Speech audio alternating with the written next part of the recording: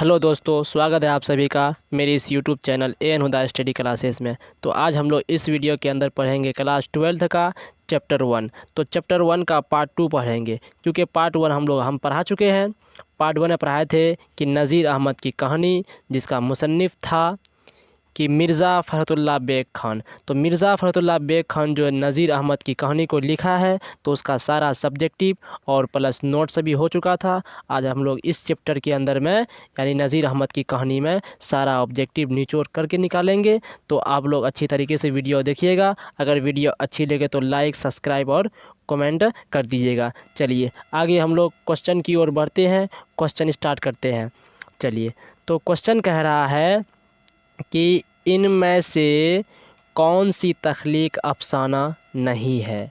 तो इनमें से कौन सी तख्लीक अफसाना नहीं है, तो क्या हो जाएगा आपका ऑप्शन नंबर 1 हो जाएगा कि नज़ीर अहमद की कहानी क्या है, अफसाना नहीं है, यह क्या है, खाका है। तो आंसर क्या होगा, ऑप्शन नंबर ए हो जाएगा। ऑप्शन नंबर ए आपका क्या हो जाएगा कि नज़ीर अहमद की कहानी जो है आपका ये क्या नहीं है, अफसाना नहीं है। चलिए आगे क्वेश्चन कह रहा है कि मंदरजा झेल में से कौन नाविल है, यानी नाविल कौन है, मंदरजा झेल में से नाविल कौन है। तो क्या हो जाएगा, ऑप्शन नंबर बी हो जाएगा, क्या, तौबतुन्नुसू। तौबतुन्नुसू क्या है, एक नाविल है। जो लिखने वाला कौन है, डिप्टी नज़ीर अहमद है। तौबतुन्नुसू डिप्टी नज़ीर अहमद है। तो ये तौबतुन्नुसू जो है, आप लोग जो क्लास 10th में पढ़े होंगे कि क्लास 10th में जो है तौबतुन्नुसू का मुसन्निफ़ कौन है, नज़ीर अहमद है। तो नज़ीर अहमद जो है नाविल से ताल्लुक़ रखते थे। चलिए आगे क्वेश्चन की ओर हम लोग बढ़ते हैं कि अगला क्वेश्चन कह रहा है कि मिर्ज़ा फ़खरुल्लाह बेग, क्या कह रहा है कि मिर्ज़ा फ़खरुल्लाह बेग के उस्ताद कौन थे। उस्ताद मतलब था टीचर, यानी टीचर कौन थे, उस्ताद कौन थे। तो नज़ीर अहमद थे। ऑप्शन नंबर क्या हो जाएगा आपका, ऑप्शन नंबर बी हो जाएगा कि नज़ीर अहमद, कि मिर्ज़ा फ़खरुल्लाह बेग के उस्ताद जो थे वो कौन थे, नज़ीर अहमद थे। चलिए आगे क्वेश्चन कह रहा है कि उर्दू का पहला खाका निगार कौन है, कि खाका निगार मतलब लिखने वाला, खाका को लिखने वाला सबसे पहले खाका किसने लिखा था। तो ऑप्शन नंबर क्या हो जाएगा कि उर्दू का पहला खाका निगार कौन है। तो ऑप्शन नंबर आपका ए हो जाएगा कि उर्दू का पहला खाका निगार जो है फ़रहतुल्लाह बेग है। कौन है जी, फ़रहतुल्लाह बेग है उर्दू का पहला खाका निगार। चलिए अगला क्वेश्चन कह रहा है कि नज़ीर अहमद फ़रहतुल्लाह बेग के कौन थे, कि नज़ीर अहमद फ़रहतुल्लाह बेग के कौन थे। तो कौन थे जी, उस्ताद थे, कि नज़ीर अहमद क्या थे, फ़रहतुल्लाह बेग के उस्ताद थे। ऑप्शन नंबर सी हो जाएगा आपका। चलिए अगला क्वेश्चन कह रहा है कि मदरसा में फ़रहतुल्लाह बेग के साथ, कि मदरसा में फ़रहतुल्लाह बेग के साथ कौन पढ़ते थे। तो कि मदरसा में फ़रहतुल्लाह बेग के साथ कौन पढ़ते थे जी, तो याद रखिएगा कि मियाँ दानी। तो मदरसा में फ़रहतुल्लाह बेग के साथ कौन पढ़ते थे, मियाँ दानी। ऑप्शन नंबर क्या हो जाएगा आपका, बी हो जाएगा। चलिए अगला क्वेश्चन कह रहा है कि नज़ीर अहमद का ताल्लुक़ किस सिन्फ़ से है, कि ताल्लुक़ जो है किस सिन्फ़ से है। तो आप लोग याद रखिएगा कि नाविल से, किससे जी, नाविल से। तो नज़ीर अहमद का ताल्लुक़ जो है नाविल से था, खाका नहीं, खाका तो मतलब अलग हो गया। तो याद रखिएगा कि नज़ीर अहमद का ताल्लुक़ जो है वो किस सिन्फ़ से था, नाविल से। तो ऑप्शन नंबर 1 हो जाएगा। चलिए अगला क्वेश्चन कह रहा है कि नाविल मिरतुल उरूस, नाविल मिरतुल उरूस के मुसन्निफ़ कौन है, यानी नाविल मिरतुल उरूस को लिखने वाला कौन है। उर्दू का सबसे पहला जो नाविल है वो मिरतुल उरूस ही है। तो वो मिरतुल उरूस को जो लिखा है कौन है, उसका मुसन्निफ़ कौन है जी। तो ऑप्शन नंबर क्या हो जाएगा, ए हो जाएगा कि मिरतुल उरूस को लिखने वाला मुसन्निफ़ जो है आपका वो डिप्टी नज़ीर अहमद है। तो चलिए अगला क्वेश्चन की ओर बढ़ते हैं। तो अगला क्वेश्चन कह रहा है कि नज़ीर अहमद किस मशहूर, क्या जी, नज़ीर अहमद किस मशहूर शख्सियत के उस्ताद थे। नज़ीर अहमद किस मशहूर शख्सियत, मशहूर में ताल ये मतलब जो है सीन आएगा, बड़ी सीन है कि नज़ीर अहमद किस मशहूर शख्सियत के उस्ताद थे? तो याद रखिएगा कि अब्दुल्ला बेग। क्या जी? अब्दुल्ला बेग के उस्ताद थे। अगला क्वेश्चन कह रहा है कि फ़रहतुल्लाह बेग नज़ीर अहमद के घर क्यों आते थे? फ़रहतुल्लाह बेग नज़ीर अहमद के घर क्यों आते थे जी? पढ़ने के लिए। ऑप्शन नंबर क्या हो जाएगा आपका? ए हो जाएगा कि फ़रहतुल्लाह बेग जो है नज़ीर अहमद के घर पढ़ने के लिए आते थे। चलिए अगला क्वेश्चन कह रहा है कि नज़ीर अहमद की कहानी के मुसन्निफ़ कौन है? नज़ीर अहमद की जो कहानी लिखा है उसको लिखने वाला कौन है, उसका मुसन्निफ़ कौन है? तो आप लोग याद रखिएगा कि मिर्ज़ा फ़रहतुल्लाह बेग। कौन है जी? मिर्ज़ा फ़रहतुल्लाह बेग है नज़ीर अहमद की कहानी को लिखने वाला यानी मुसन्निफ़। चलिए तो अगला क्वेश्चन की ओर बढ़ते हैं हम लोग। तो अगला क्वेश्चन कह रहा है कि नज़ीर अहमद की कहानी का ताल्लुक़ किस सिन्फ़ व अदब से है? नज़ीर अहमद की कहानी का जो ताल्लुक़ है वो आपका क्या है? खाका से है। किससे जी? खाका सिन्फ़ से ताल्लुक़ है। ऑप्शन नंबर क्या हो जाएगा? बी हो जाएगा। चलिए अगला क्वेश्चन की ओर हम लोग बढ़ते हैं कि फ़रहतुल्लाह बेग शेर खानी में किस तरह की गलतियाँ करते थे? जब फ़रहतुल्लाह बेग शेर पढ़ते थे वह किस तरह की गलतियाँ करते थे? तो एराब की गलतियाँ करते थे। किससे जी? एराब, ज़बर ज़ेर पेश की गलतियाँ करते थे। तो ज़बर ज़ेर पेश की गलतियाँ करते थे। तो क्या हो जाएगा? ऑप्शन नंबर डी कि जब फ़रहतुल्लाह बेग शेर खानी पढ़ते थे, जो शेर खानी जो पढ़ते थे, शेर वेर पढ़ते थे, तो उसमें एराब की गलतियाँ करते थे। किसी गलतियाँ करते थे? एराब की गलतियाँ करते थे।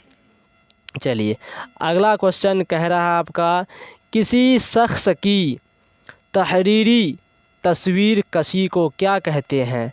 किसी शख्स की तहरीरी तस्वीर कशी को क्या कहते हैं? तो क्या हो जाएगा आपका? खाका निगार। तो ऑप्शन नंबर सी हो जाएगा। क्या हो जाएगा आपका? ऑप्शन नंबर सी, खाका निगारी। यानी क्या करा? किसी शख्स के तहरीरी तस्वीर कशी को क्या कहते हैं? यानी किसी इंसान के जो ज़िंदगी के बारे में जो लिखते हैं उसे खाका कहते हैं। तो ऑप्शन नंबर क्या हो जाएगा? सी हो जाएगा, खाका निगारी। चलिए अगला क्वेश्चन की ओर बढ़ रहे हैं। तो अगला क्वेश्चन क्या कह रहा है कि मिर्ज़ा फ़रहतुल्लाह बेग के जद्दो अमजद किस बादशाह के ज़माने में हिंदुस्तान आए? जद्दो अमजद का मतलब था कि बाप दादा, कि उसका बाप दादा जो था उसका कि मतलब भारत जो आए थे यानी हिंदुस्तान आए थे। तो हिंदुस्तान में कौन सा ज़माना था यानी कौन सी बादशाह का हुकूमत चल रहा था? तो ऑप्शन नंबर क्या हो जाएगा? सी हो जाएगा कि शाह आलम सानी।